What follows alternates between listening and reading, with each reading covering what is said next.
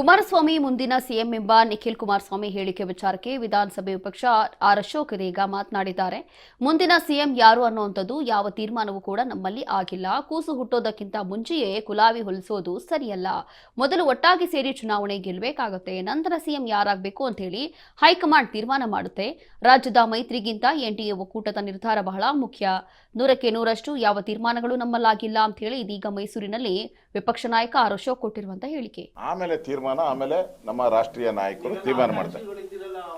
ನೋಡ್ರಿ, ನಮ್ಮ ಬಿಜೆಪಿ ಒಂದು ಶಿಸ್ತುಬದ್ಧ ಪಾರ್ಟಿ.